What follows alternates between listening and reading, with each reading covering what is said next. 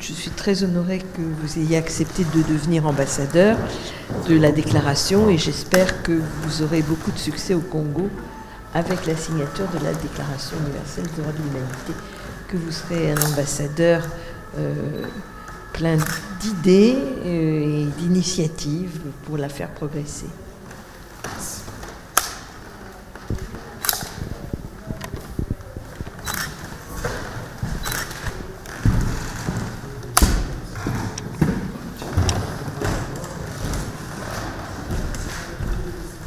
Alors, Brice, pour compléter ce que vient de dire Madame Corinne Lepage, présidente de la DDHU, j'aimerais, suite à mon dernier voyage que j'ai fait au Congo-Brazzaville, remercier tous nos émissaires qu'on a aussi au Congo-Brazzaville et surtout votre côté humaniste. On sait que vous êtes un homme d'affaires averti, mais vous n'en avez pas oublié les règles de vivre dans un monde meilleur. Et c'est ce qui nous permet aussi de vous accueillir vraiment très chaleureusement dans notre famille. Et nous espérons que vous ferez bon usage de ce type d'ambassadeur.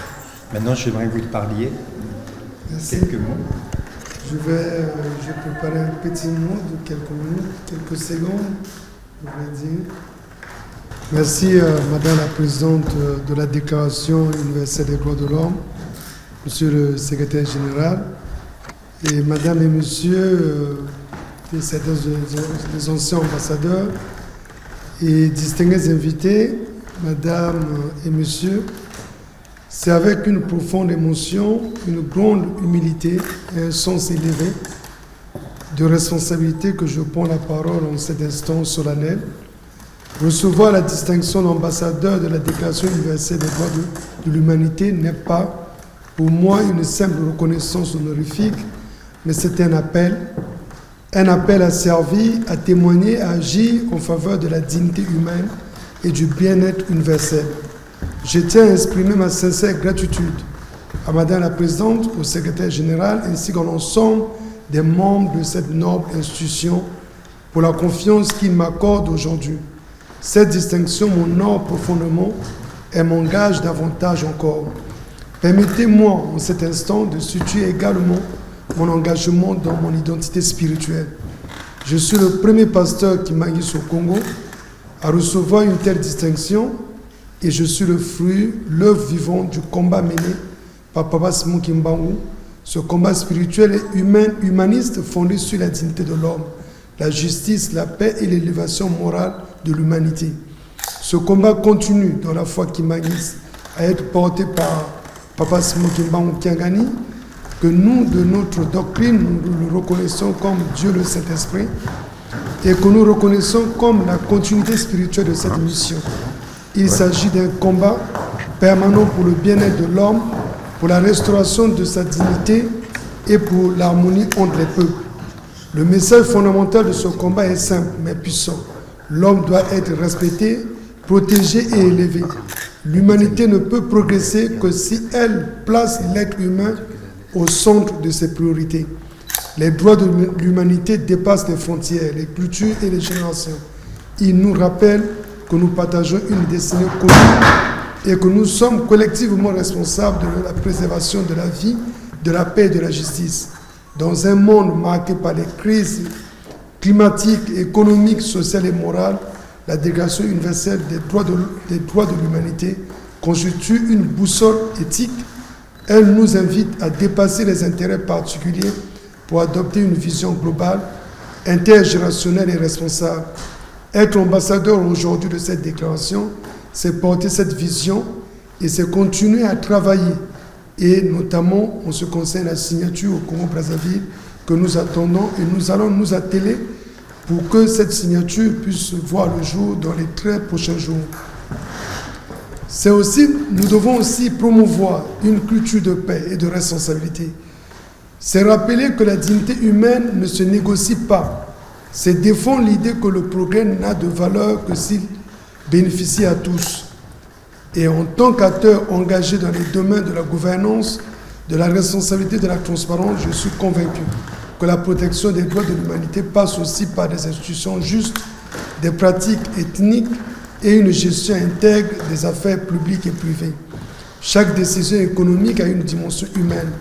Chaque acte de gouvernance engage une responsabilité envers la société. Chaque génération porte le devoir de préserver l'avenir de la suivante. Il ne peut y avoir des droits de l'humanité sans responsabilité de l'humanité. Je mesure pleinement la portée de l'engagement qui m'est confié aujourd'hui. Être ambassadeur ne consiste pas à porter un titre, mais à incarner des valeurs. Je m'engage à promouvoir activement la Déclaration universelle des droits de l'humanité, à sensibiliser les jeunes générations à la responsabilité collective et intergénérationnelle, à œuvrer à une gouvernance plus éthique et plus inclusive, et à porter avec l'humilité et détermination le message du respect et du bien-être de l'homme. Madame la Présidente, Monsieur le Secrétaire Général, Mesdames et Messieurs, je reçois cette distinction avec reconnaissance, mais surtout avec détermination. Détermination à servir, détermination à unir et détermination à agir pour le bien-être de l'homme et de l'humanité. Et que cette cérémonie soit le point de départ d'un engagement renouvelé, fidèle à l'esprit de la déclaration et en cohérence avec le combat spirituel et humaniste auquel j'appartiens. Au service de l'humanité, avec foi, responsabilité et espérance. Que vive l'œuvre salvatrice de Papa Simon Kimbangu pour l'humanité, que vive la Déclaration universelle des droits de l'humanité. Je vous remercie.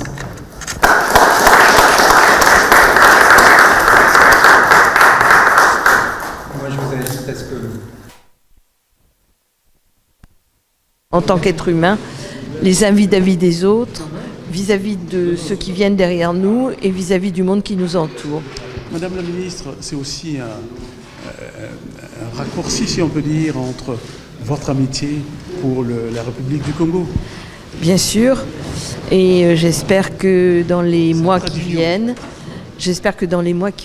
eh bien, grâce à nos ambassadeurs, car nous en avons plusieurs au Congo, ce n'est pas le premier, nous en avons d'autres. Il y en a un qui est ici, M. Peña n'est pas là, mais c'est un ambassadeur très actif aussi.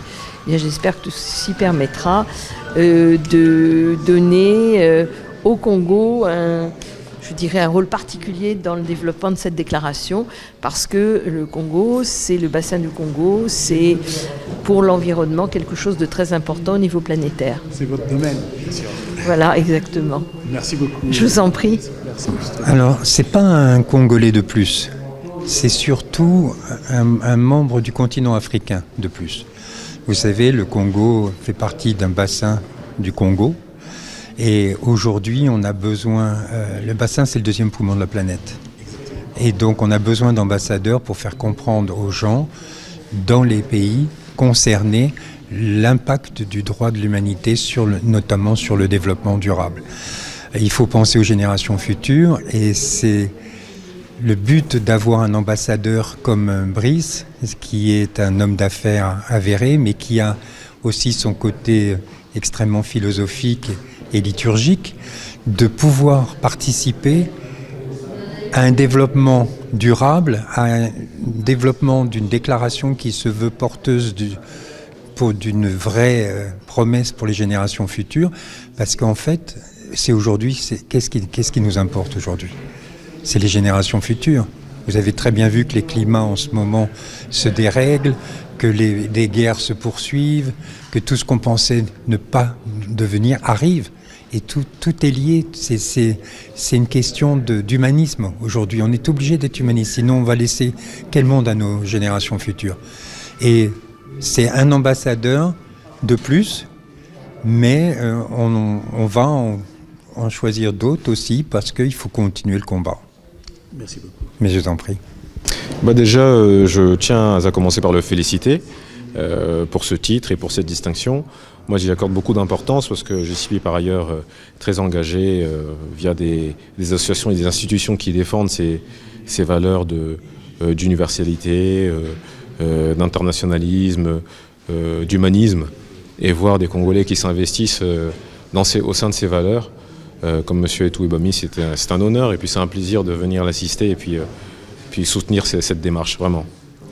Au niveau de l'étranger en plus. Au niveau de l'étranger et puis au niveau de la France, qui est un pays qui a un statut, une saveur particulière pour le Congo-Brazzaville. Donc très heureux de voir des compatriotes du Congo-Brazzaville qui sont honorés et distingués ici en France. Ce message que vous lancez justement pour qu'on retrouve ce côté universel du Congo-Brazzaville, justement. Le Congo-Brazzaville, bien qu'étant un petit pays, est riche de personnalités qui sont en capacité de réunir en eux des valeurs universelles. Alors il faut continuer comme ça, dans ce sens, de manière à influer, à devenir un peu, je dirais, une diplomatie d'influence congolaise, pourrait-on dire. Je pense que dans ce sens-là, d'ailleurs, on peut parler de vous-même. Quelle est votre actualité ? Mon actualité, c'est que tout récemment, j'ai eu à m'exprimer au sein de la télévision Kazima TV pour me faire, si vous voulez, le défenseur ou le chantre d'une intelligence économique africaine et pourquoi pas congolaise, qui est une matière un peu nouvelle pour les économies africaines, mais en tout cas d'essayer d'apporter et de vulgariser des choses positives, importantes pour le continent africain, aussi bien d'un point de vue expertise, technique, que sur le plan, je dirais, sociologique ou universaliste, comme cet après-midi avec M. Etou Obami. Merci beaucoup. Merci à vous. Oui, nous sommes d'abord heureux pour cette distinction honorifique et d'avoir ce titre d'ambassadeur de la Déclaration universelle des droits de l'humanité. Heureux parce que vous savez que ce combat, Papa Simon Kimbangu l'a emmené depuis 1921. Et le combat du bien-être, de la dignité de l'être humain. Et ce combat aujourd'hui est poursuivi par sa divinité Papa Simon Kimbangu Kiangani, Dieu le Saint-Esprit. Et nous, en tant que le président délégué du collège exécutif à Brazzaville, le premier pasteur congolais, avoir cette distinction, cela met en évidence que le travail qui est fait et les enseignements de Papa Simon Kimbangu, réellement nous les suivons. Et ce n'est qu'une concrétisation des prophéties de Papa Simon Kimbangu. Et donc nous allons continuer à travailler, nous allons continuer à remercier Dieu le Saint-Esprit pour cette distinction qui est pour nous un point de départ pour pouvoir réellement continuer à travailler pour le bien-être, la dignité de l'être humain et aussi l'égalité de l'homme pour que l'être humain, parce qu'une société sans le respect, la dignité de l'être humain, ce n'est pas une société des hommes, je voulais dire. Donc nous disons une fois encore merci. Et voilà, ce n'est qu'un début de toute chose. Merci. Merci beaucoup. Et puis félicitations. Merci.